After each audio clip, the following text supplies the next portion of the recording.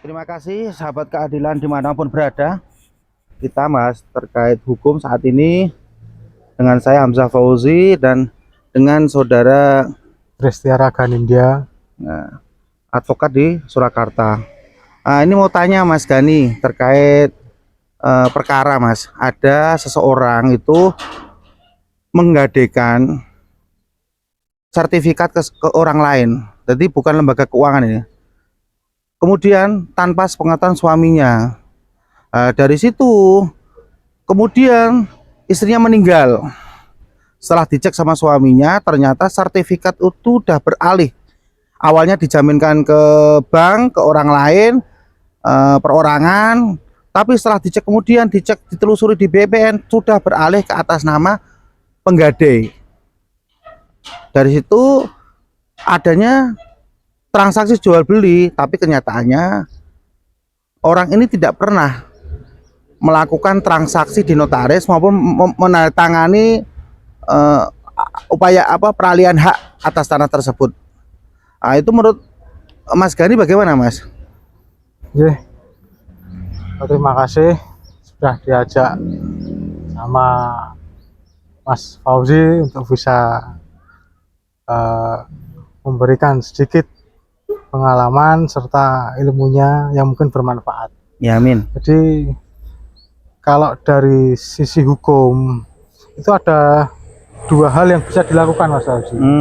Bisa melaporkan tindak pidana pemalsuan surat ataupun gugat perdata perbuatan melawan hukum.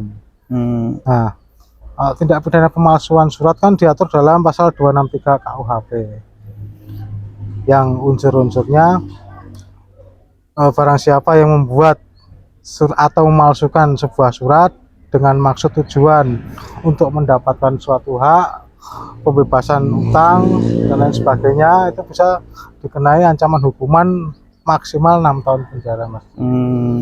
Jadi kalau dari perkara Mas Fauzi yang tadi ceritakan itu, kalau kita mau lapor pidana kita harus bisa buktikan apakah memang benar-benar jual beli itu ditandatangani yang bersangkutan atau tidak.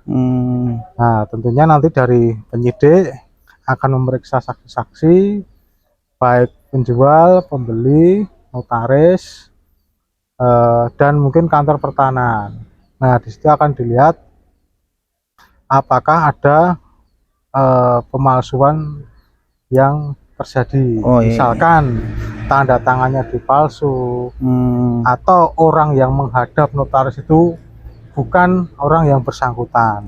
Nah, kalau untuk tanda tangan nanti bisa mungkin diuji di lapor krim di Polda ya Pak? Di Polda, apakah nanti tanda tangan itu identik atau tidak.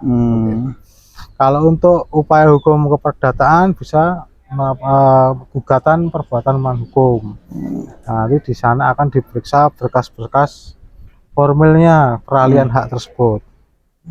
Tapi lebih baiknya sih ke arah pidana dulu. Kita harus membuktikan unsur kepalsuan itu. Ketika sudah terbukti unsur kepalsuan, kita bawa ke perdata sehingga nanti putusan pidana terkait pemalsuan ini jadi bukti di pengadilan perdata untuk dasar membatalkan jual beli tadi. Mungkin itu Mas Fauzi. Itu kan satu perkara, jadi bisa diarahkan ke pidana, juga bisa diarahkan ke perdata ya Mas? Bisa. Walaupun itu satu perkara kejadian yang satu kesatuan ya. Bahkan pidananya itu nanti untuk menunjang perkara perdatanya. Jadi ketika ini sudah dinyatakan palsu, itu buat bukti di keperdataan untuk membatalkan jual beli yang sudah terjadi tadi.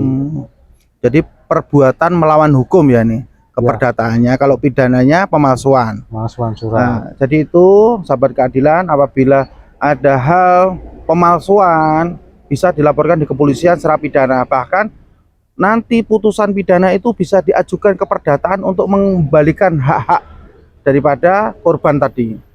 Sementara itu nanti kalau mau tanya silahkan, atau nanti mau googling bisa di www.advocathep.com. Terima kasih.